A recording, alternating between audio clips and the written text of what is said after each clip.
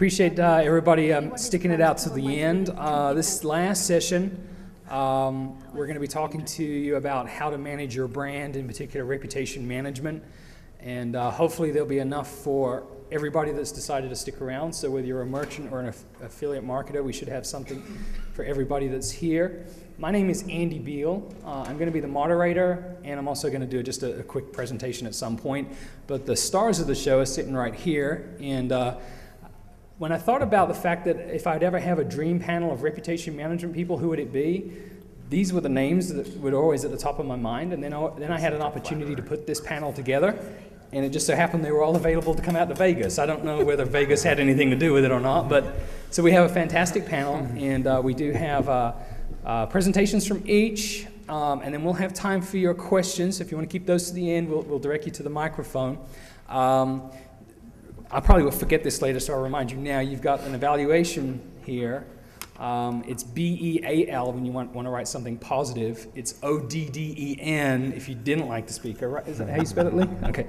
All right, so without further ado, let's get on to our first speaker, Rob Key with Converseon. If you'd give Rob a warm welcome. Thank you. Thanks, everyone. Just to get a sense of the room, how many people here are brands? All right, we have a few, and how many are affiliates? Okay, so we have some of that as well, too, and some people are kind of in between, so that's fine. I'm going to go through this pretty quickly.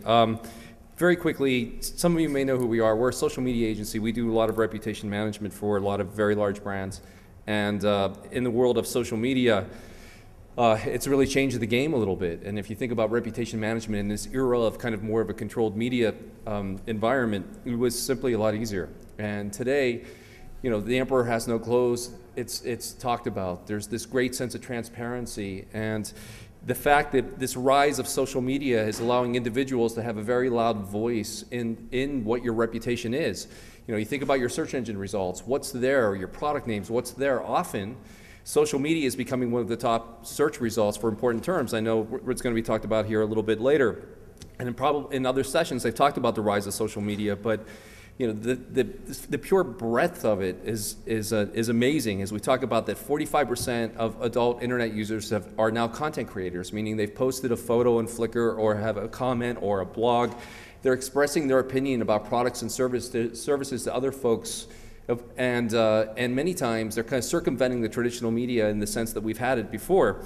And because users, and according to McKinsey, 67% of consumers are looking for information about products and services from other consumers. That's where they're going. They're going into these social media venues where they're connecting with each other, and brands in many cases haven't necessarily been invited to these venues. So the marketing funnel that this is a Forrester slide, but I mean, if we think about the traditional marketing funnel and the kind of the direct marketing metrics that we've worked with over the last few years, it started to look like this Dr. Seuss world where peer reviews, user-generated content, consumers, they're touching your consumer in many different ways, and they're gathering information in many different ways, and there's no linear path necessarily to your site. So how do you touch all these different areas, and how do you participate in these different areas and do so in an effective way? So what's arisen is companies are talking about social media strategies. We're hearing it everywhere. How do you participate in these venues where you haven't necessarily been invited, where individuals are trying to connect with individuals to talk about products and services and information that's interesting to them?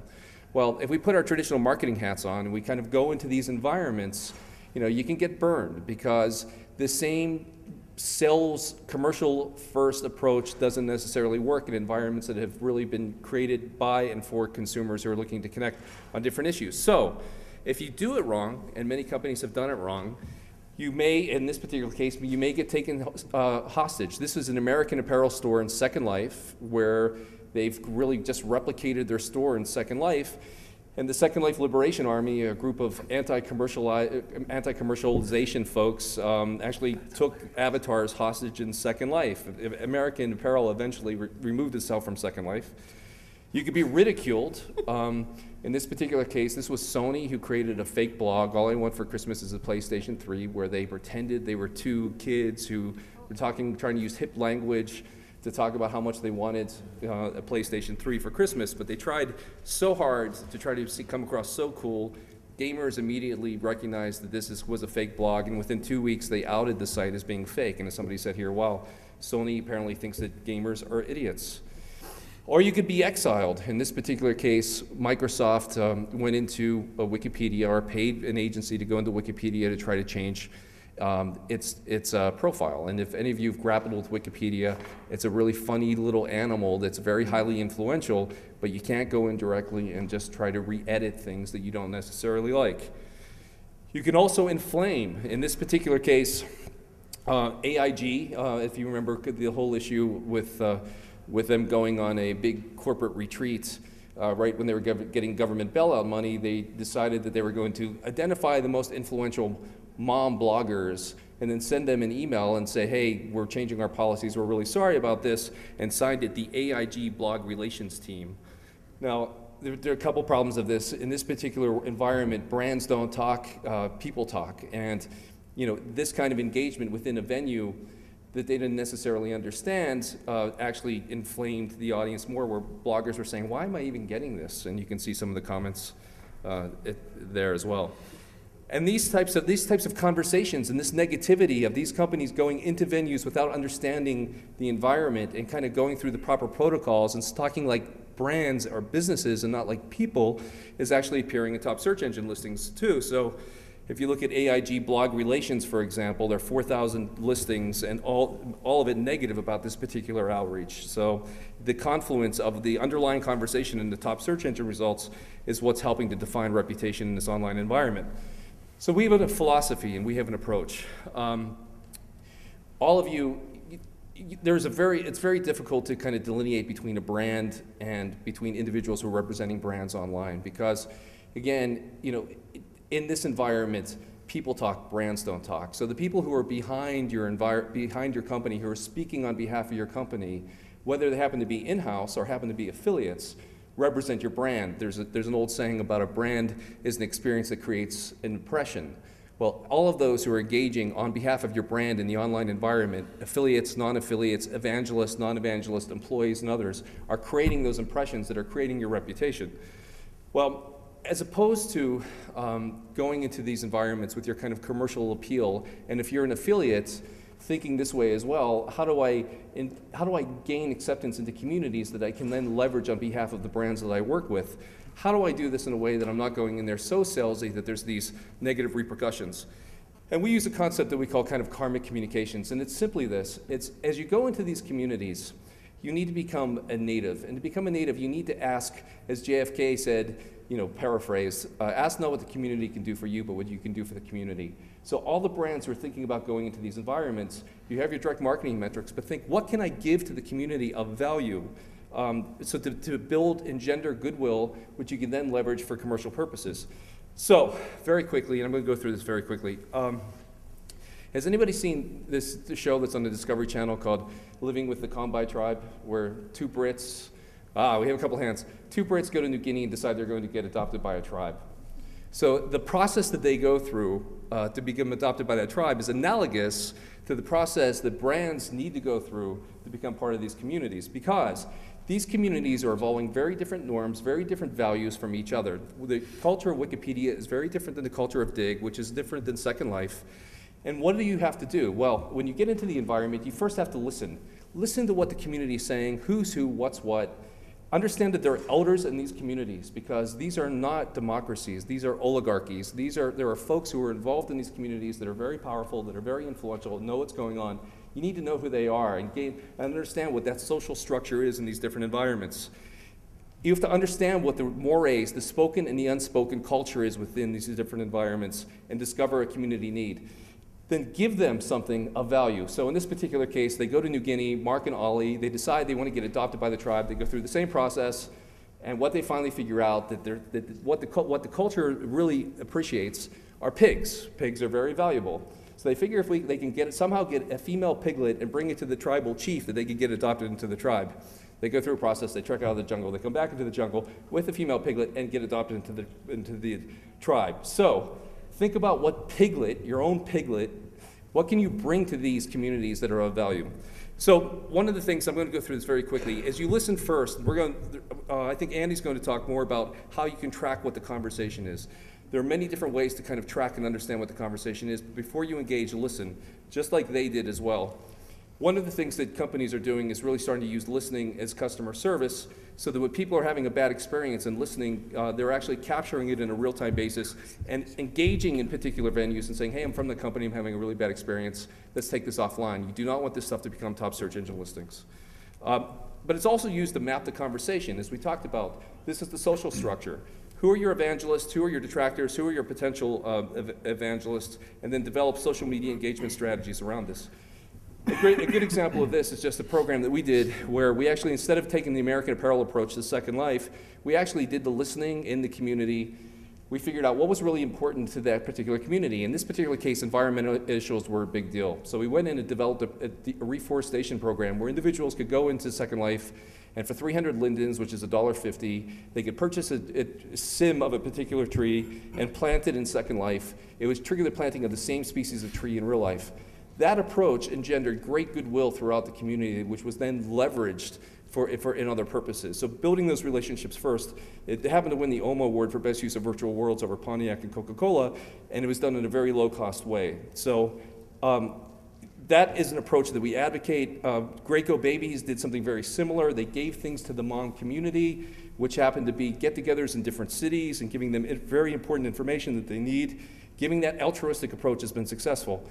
But remember, whether you are the brand, you can't just make bad business practices, you can't gloss them over in this environment. If you're an affiliate, you have a reputation score. We're looking at affiliates that we can potentially engage with into our campaigns that we manage, but they have to have a strong reputation. Are they engaging in these venues as a native, or are they engaging in these venues for pure commercial purposes? Because you will be outed if you're engaging in these venues in the wrong way. And so these are important environments. If you're a brand, think about these affiliates, because moving affiliate into social media is the great frontier, but it has to be done so in a very ethical manner. And thank you very much.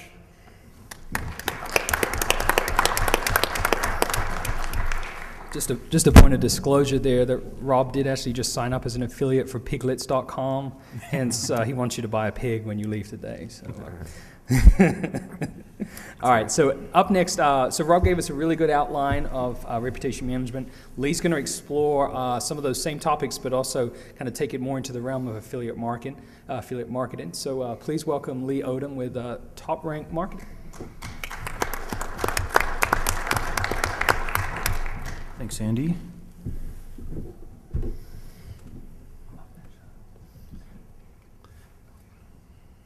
Is it on here, or is it open? That's my name, yeah, there we go. Awesome. Okay. Great, you know, it's funny that Rob and I get to talk about this topic at just about every kind of conference you can imagine, so it's great to he changes it up. I'm here to testify. He changes it up through DMA, PRSA, search marketing conferences, so that's all good. TopRank Marketing is a Minneapolis-based digital marketing agency. We focus on, for the last 9 years, on search marketing, probably the last 3 or 4 years doing a lot more search and public relations, and in the last 2 or 3 years have done a lot more with social media, simply because it's an intersection of search and public relations. So why is brand monitoring for folks in the affiliate business important?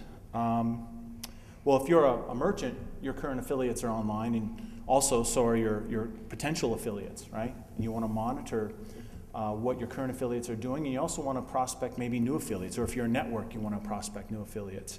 Your customers, if you're a merchant or a network, your customers are online.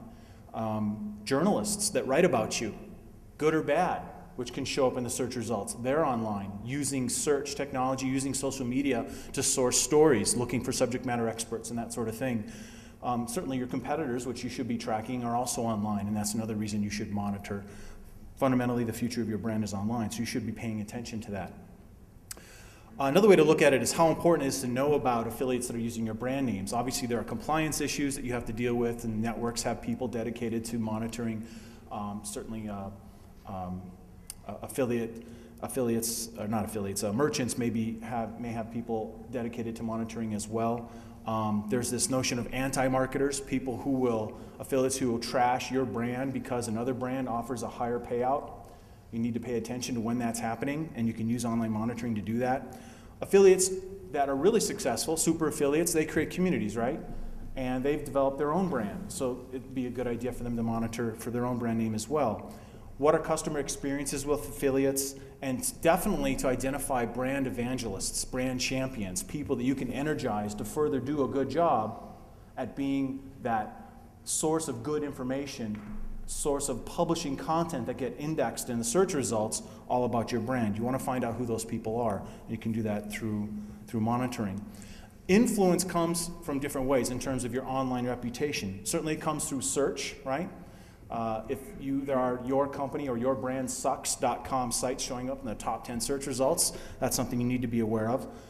Social media, as Rob has talked about, certainly can influence your online reputation, as can how you're represented in the mainstream media.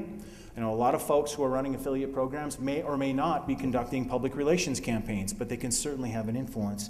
And then consumer-generated media, things like blogs or question and answer sites like Yahoo Answers, those can all affect your online reputation. So when you think of search, it's not just a search engine, it's a reputation engine, and you need to pay attention to the kind of content and how your brand is represented and how it shows up in the search results. Some examples. You type in a brand like PayPal. Certainly everyone's heard of PayPal, and there's a PayPalSucks.com ranking in number 3. And what shows up is an aggregation of customer service phone numbers. Apparently they're really hard to find, and some people really went through a lot of work to put them all together. I doubt PayPal, this is what they had in mind in their marketing team in terms of how they wanted to represent their brand. Another example, Walmart, largest retailer in the world, certainly one that engages an affiliate. There are 3 Walmart Sucks types of sites in the top 10 search results.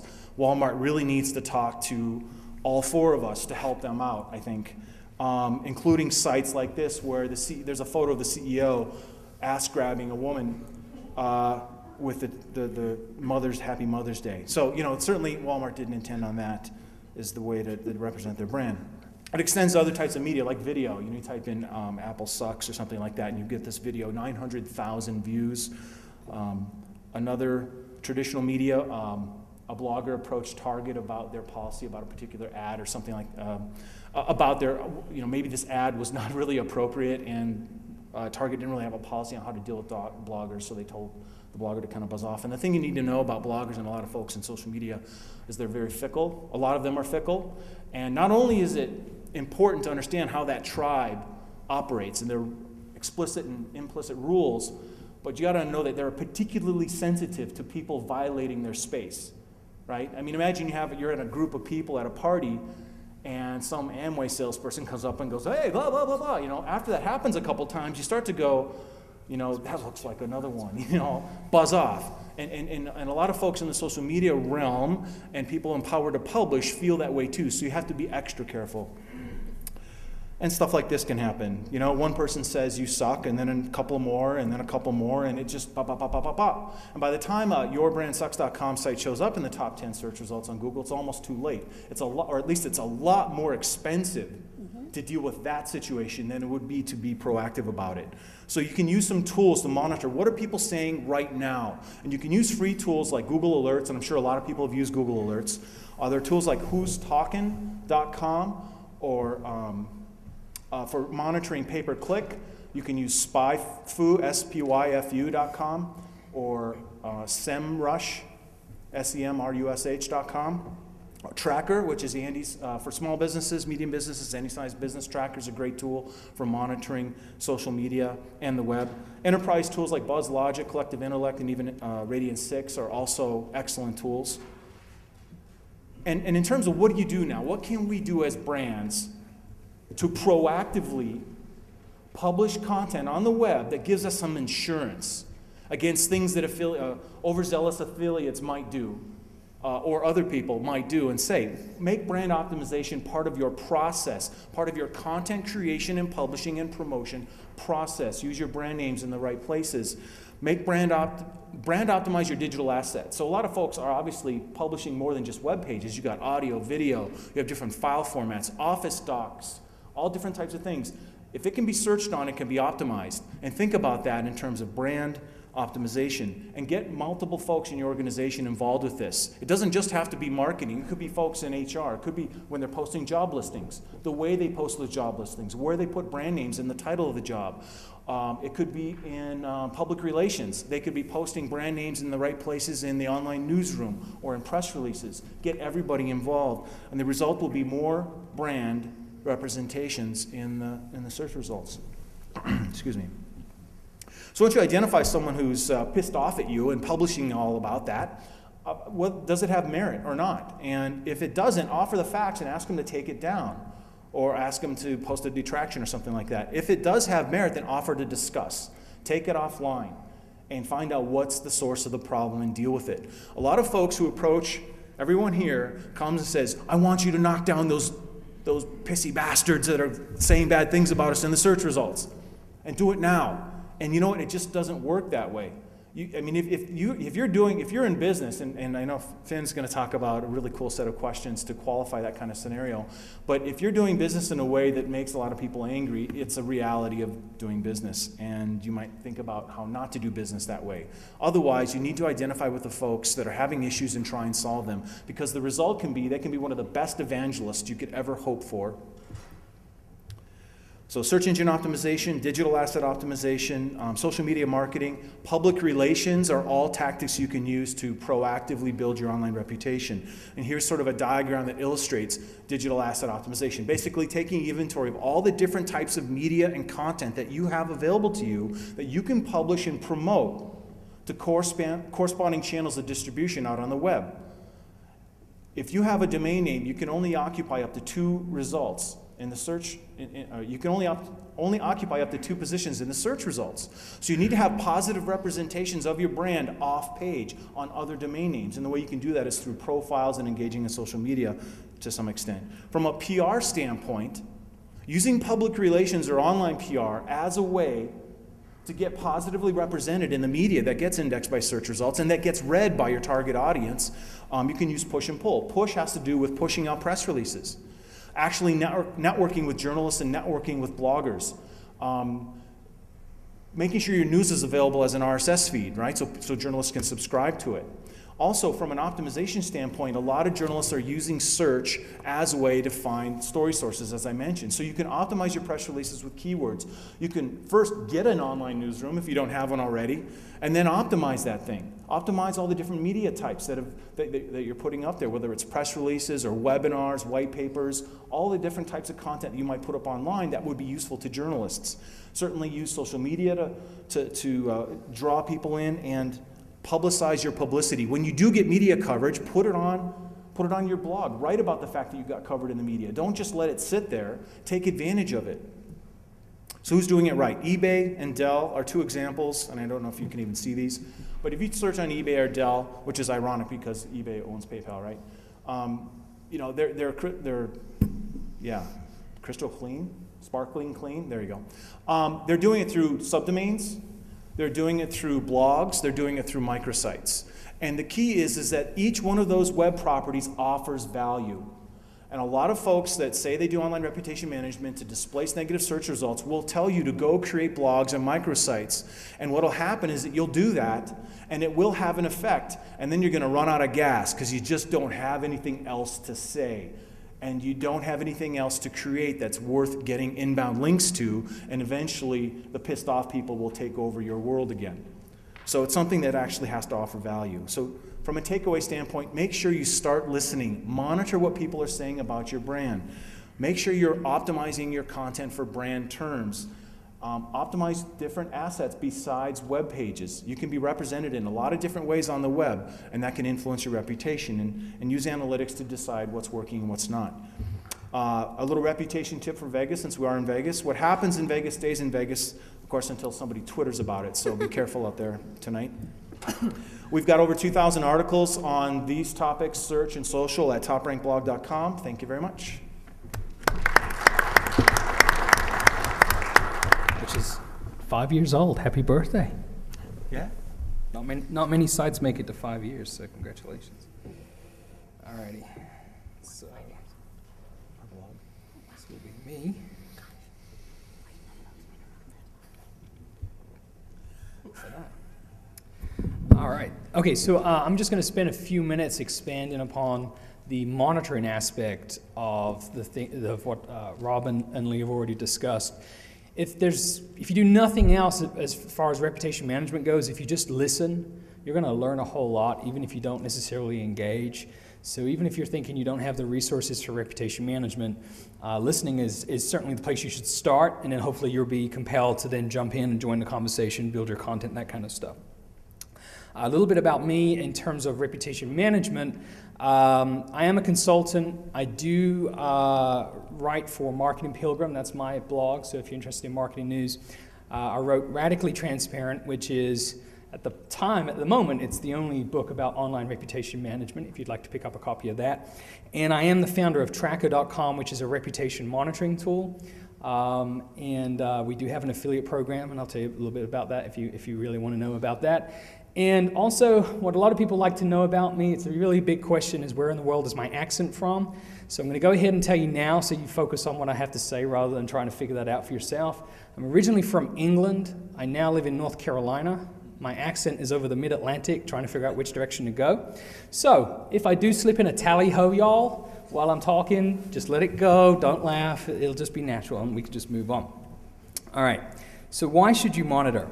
For affiliate marketers, and there was just a handful in the room, here's some advice for why you should be monitoring reputations. First of all, merchant news and announcements. So looking for the new products that are being launched by a merchant, new developments, it could be a patent filing or something like that. Keep an eye open for new opportunities for new products that you can get a jump on, build a new website for, create a campaign for. Be the first to find a new merchant. So keep an eye out for industry phrases and keep track of new press releases, new companies that launch. Find out whether they have an affiliate program. Maybe you can be one of the first people to sign up for that and capitalize on that before other people realize that there's a new merchant that's in that space that you happen to be an expert on. Also want to keep an eye on other affiliates. So, if there's super affiliates, other affiliates that have strong brands, you might want to monitor their reputation to see what they're doing so you can get an idea of some of the tactics they're putting in place, some of the new content creation they have, and perhaps enhance your own affiliate marketing efforts.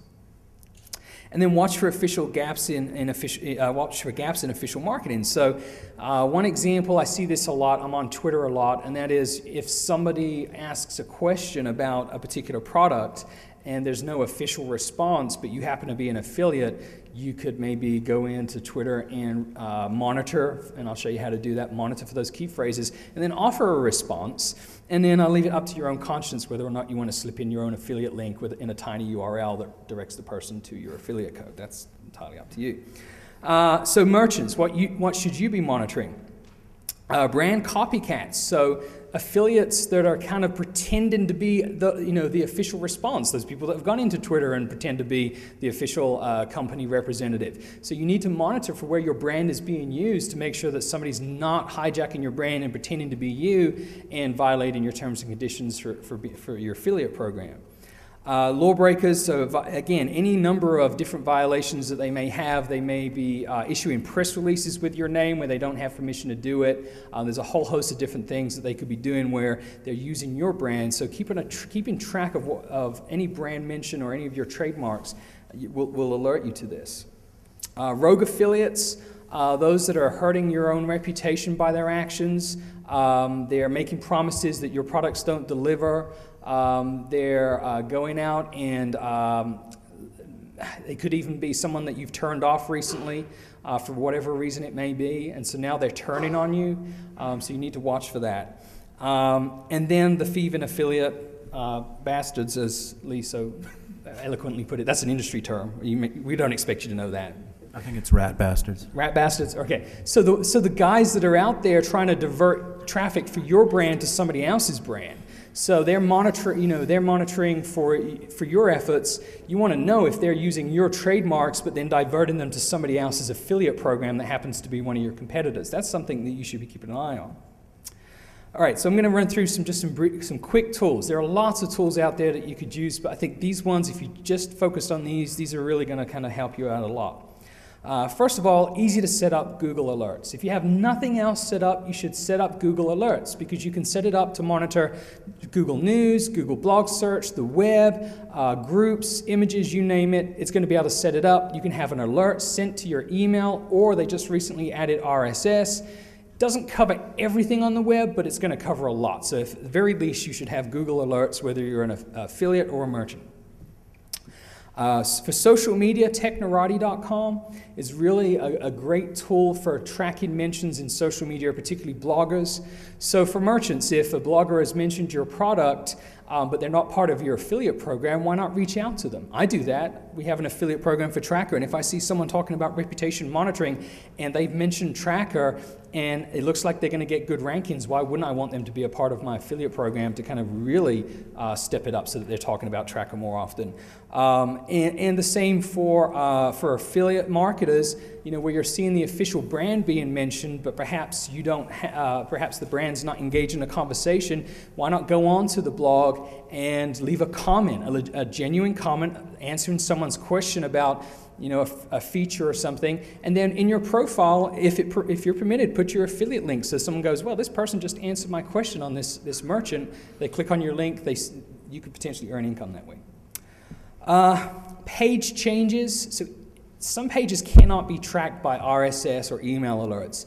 There are some tools that will help you with this. If you use Windows, I'd highly recommend spending the $50 for a lifetime license for Copernic's Tracker.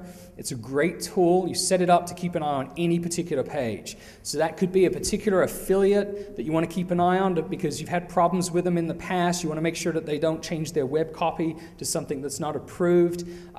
It could be that as an affiliate marketer, you want to keep an eye on other affiliates, or you want to keep an eye on changes that the merchant makes to their own site so that you can keep up to date of the latest product announcements, things of that nature. If you're not using Windows, another tool you can use is called watchthatpage.com. Watchthatpage.com. It's a free tool. It's not quite as robust, but if you want to try something for free, whether you're Mac or Windows, it's browser-based, so you can use that. Twitter, as I already mentioned, a few reasons for monitoring Twitter. Search.twitter.com is Twitter's official search engine. It's great if you're not planning to actively engage Twitter yourself but want to keep an eye on conversations. You can set it up with your brand name, your products, and you'll be alerted via RSS. You can subscribe to the RSS. You'll get an alert anytime anybody mentions your brand. That's great for just watching feedback on your products or where your brand's being mentioned, but also keeping an eye on your affiliates to make sure no one's pretending to be you and that kind of stuff. All right, comment monitoring. Backtype.com is a great free tool for monitoring comments. Again, when you're aware of, if you're a merchant and you're aware that there's a particular affiliate that has a tendency to kind of go to blogs and leave comments that kind of, make your skin crawl, then you can type in their username in Backtype, and Backtype will show you every single blog that it's found where that person's user ID has been used to leave a comment. So it's a really handy tool. Our brand, of course not jacking, protecting, brand protecting. If you're a merchant, you want to protect your brand. There was a situation where I did not have the Twitter account for Tracker, and it got brand jacked, and I had to kiss someone's butt in order to get it given back to me. Don't let that happen to you. Usernamecheck.com, you type in your brand, it will check all of the popular social media sites and let you know if that particular username, or in this case your official brand, has been registered or not. If it's not been registered, go ahead and register it. Even if you don't plan to use it, secure it for yourself as the merchant. If it has been registered and you know it's not been by you, that might be something you might want to look into. And for affiliates, again, leave it up to your own conscience as to whether or not you use this tool to say, hey, the merchant's not on Twitter. Maybe I'll go ahead and set up the account on Twitter. All right, so appreciate your time on this. If you don't want to set any of this stuff up, I'm not going to do too much of a sales pitch, but Tracker.com starts at $18 a month. We monitor all of this stuff for you, so it kind of allows you to have a dashboard to monitor it. If you are an affiliate marketer, we pay 35% commission on all payments we receive for life.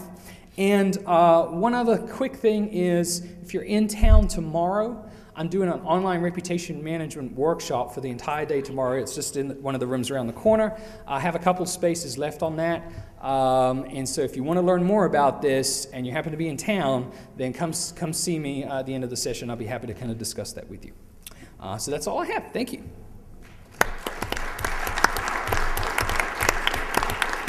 Okay, so last, but by no means least, and that's often cliche, but I definitely mean it here. We have Fionn Downhill with Elixir Interactive, and Fionn does a lot of work in terms of Google reputation management, which is a hot topic. You know, what do you do when there's negative stuff showing up in Google? So she's going to walk you through a case study of some tactics you can use for that. So please welcome Fionn. Thank you, Andy. Or in other words, when the dirty, rotten bastards get you, this is what you need to do to fix the problem. So, where's my page down here? Here we are. Fionn Downhill, Elixir Interactive. That's really all you want to know about me. We're based in Scottsdale, and about my accent, I was not born in Scottsdale. So that's all you need to know. All right. People come to us and they say, we have a problem, Fionn. And I say, let me take a look. So the first thing we do is, depending on what the search term that's got the bad results, we look that up. Always Google. We do Yahoo and MSN, but the problem doesn't never seem to be as bad in the other search engines, and who cares anyway, especially MSN, but there you go. Nobody MSN in the audience? Okay. First thing, so I sit down with the person, I say, does your organization have integrity? Does your organization have good intent? Does your organization live up to its promises? Does your organization get results? Does your organization provide excellent customer service? Because the days when you could get away with this stuff are over. People have the web, they have the blogging, everything. You cannot, the review sites, you cannot get away with providing bad service if you're going to be in this space, and it's just getting bigger and bigger. So what I say to people, if the answer to that question is no, then start there, before a reputation management program is put in place. Because the reality is that all you're going to hire me or any of these guys here to do is put out fires if you don't deal with the root of the problem. Online reputation management is, one of these things that it simply amazes me when I see the Walmart sucks and I see the three bad results for Walmart in the top 10. I mean, I can't even imagine what those guys spend on PR, on offline PR and on offline advertising. Why haven't they hired one of us to fix that problem? Because, when we go through, look at these situations, perception is reality.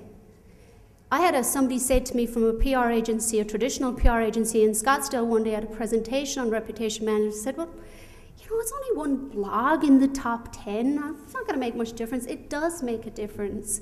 They said, these people don't know, that it's, they realize it's one person. No, they don't. I look up every single person I'm going to deal with. I look up the CEO, the main people, the company. I Google everything. I Google the name of everybody who comes through the door for an interview. That's where people are looking for information.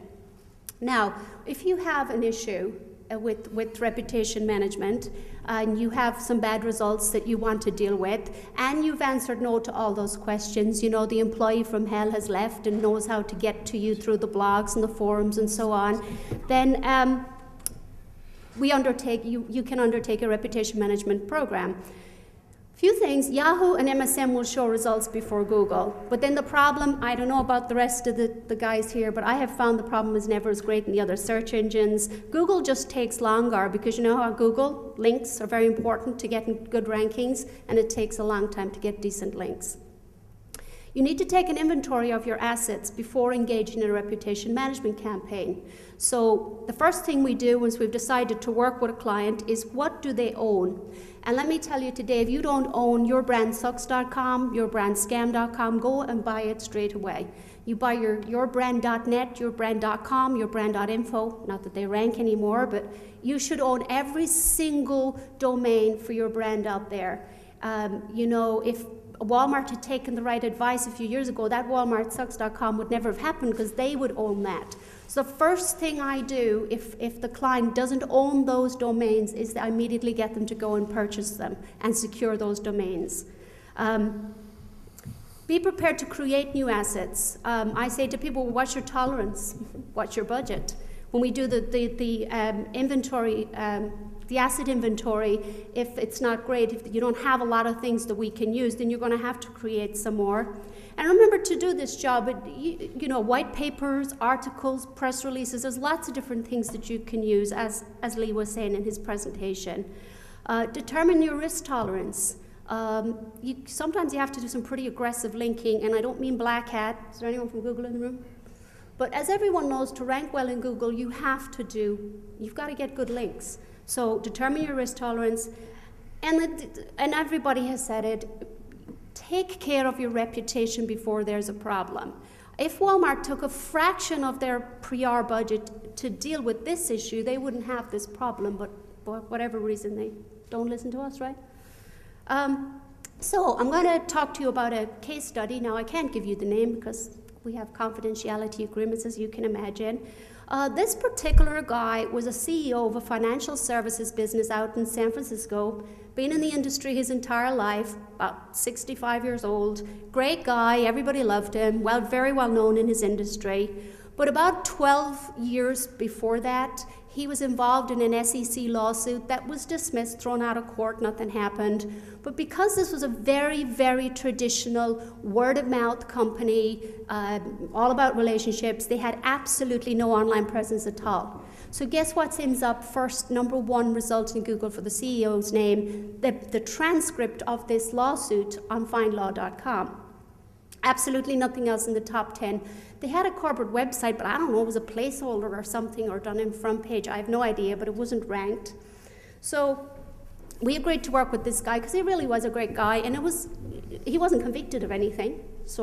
But it was #1 for his name, and they didn't take too much notice of it until a huge venture capital deal they were doing almost fell through, because they said, oh, hang on a second, you're involved in an SEC lawsuit and so on, so then they called us.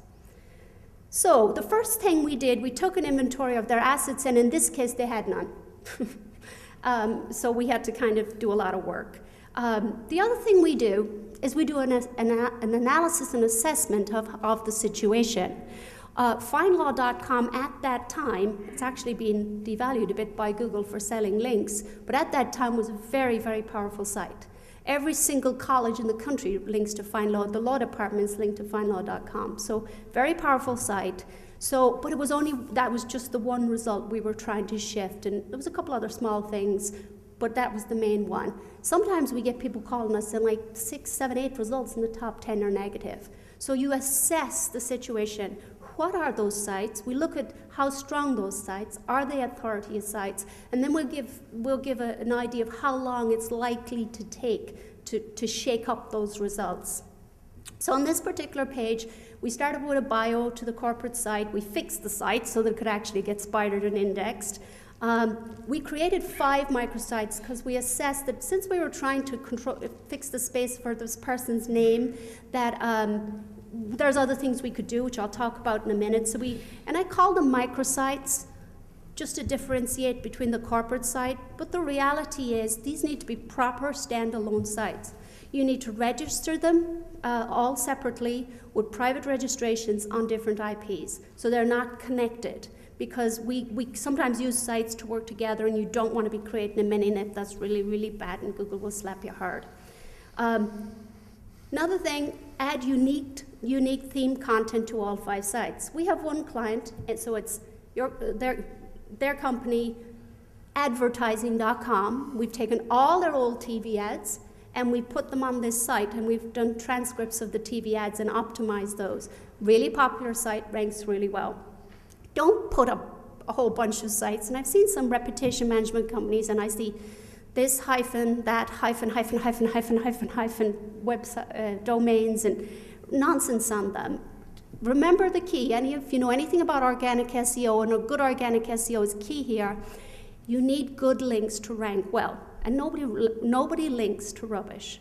So you need to be creative about how you do the sites. We have another client, and we did locations. So we did their brand, locations.com. So we put up all the locations all over the country, put a map to it, and that's a great site, driving loads of traffic.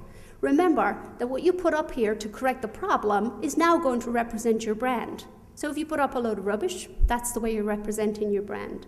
So then, because this was an individual, we were able to do a whole bunch of stuff in social media. There's a whole list there. I have not found, when I'm doing the brands, that these type of tactics work as well as they do for an individual. One of the tactics that I've found that works really, really well is videos on YouTube.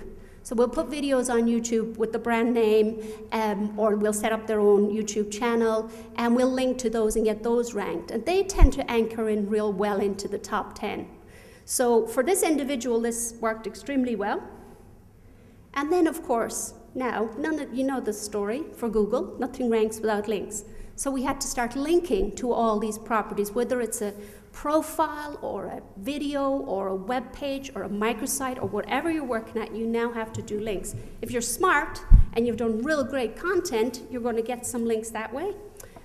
So we monitored and tracked.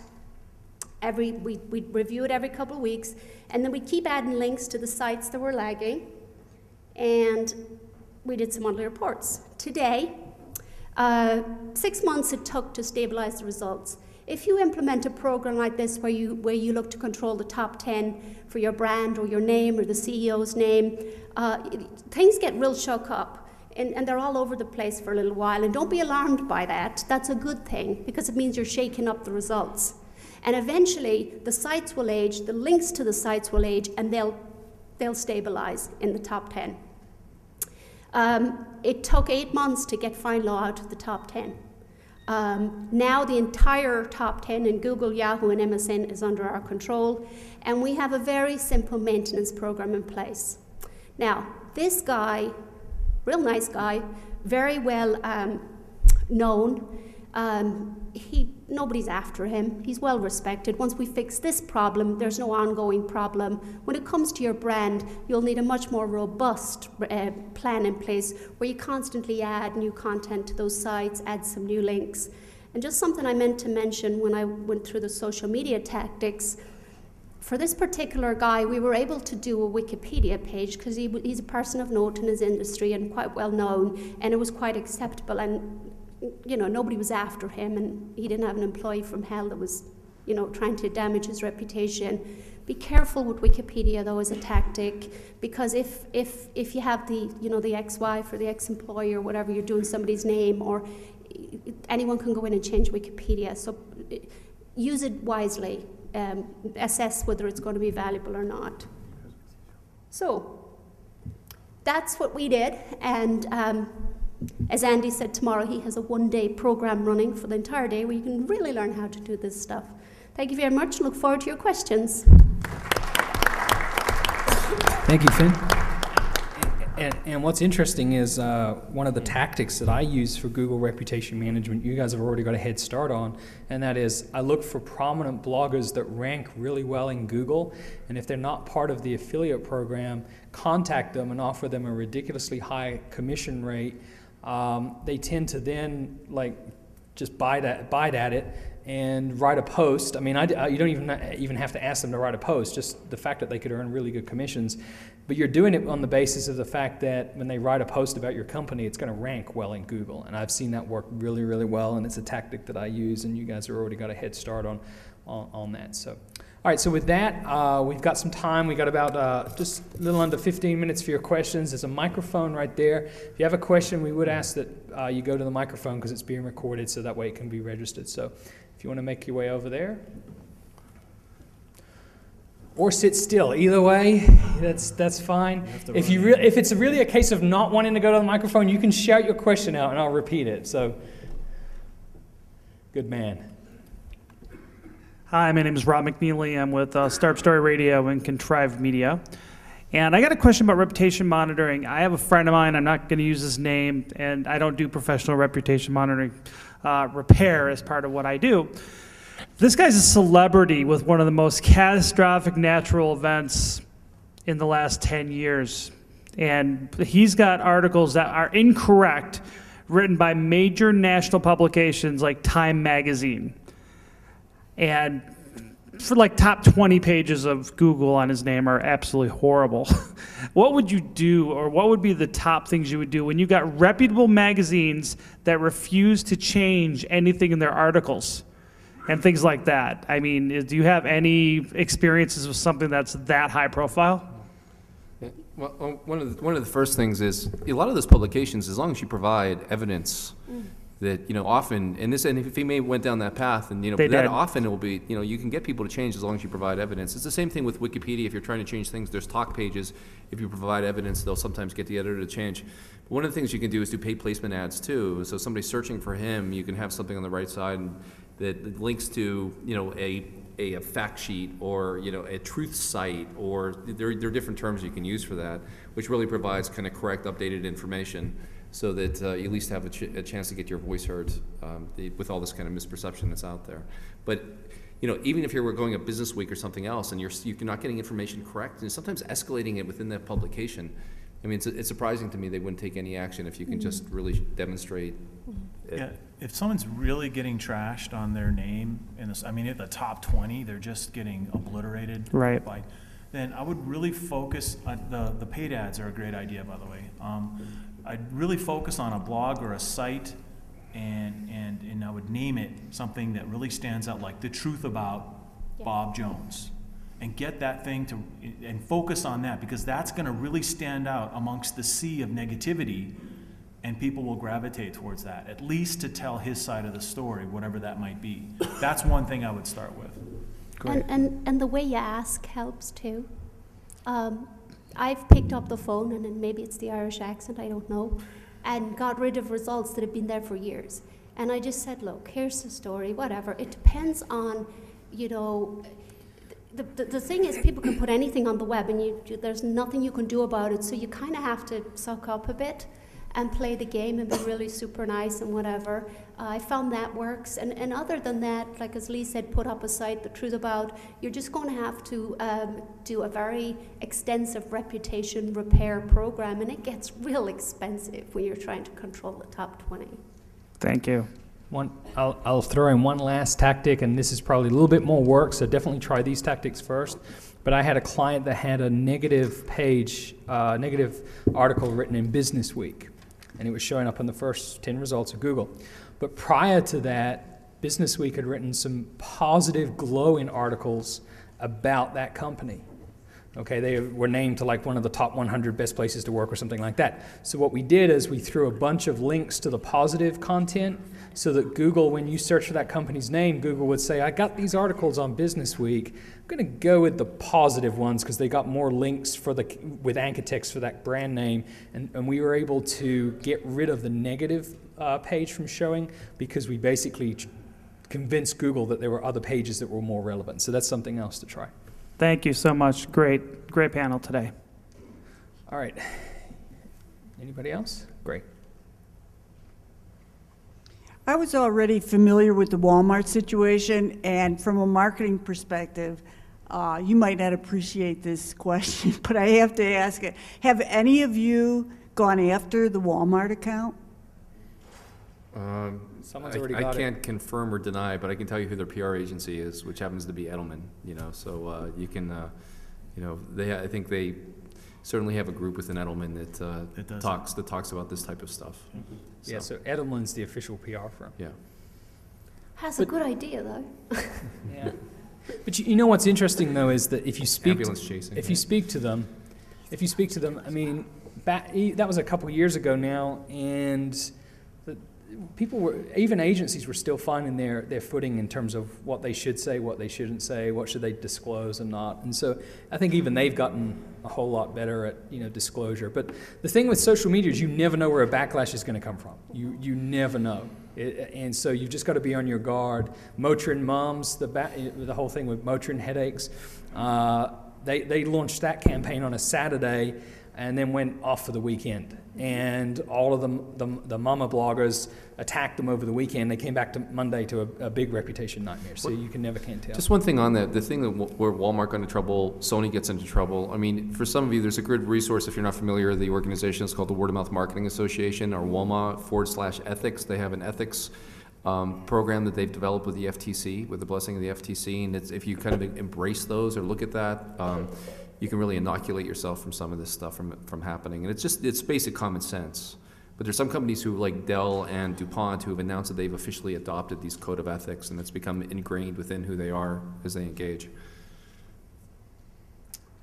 Okay, thank you for the question. Any other questions? Yeah, go ahead.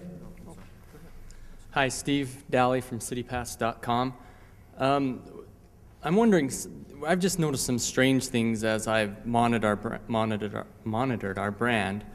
One of those is I was just looking at last night, there's like 15 or 20 blogs that show up in Google Alerts that they'll have our brand name in there, CityPass without a space, and then there's just all this kind of mumbo-jumbo stuff. Is that something to be concerned about it, or is it just mumbo-jumbo?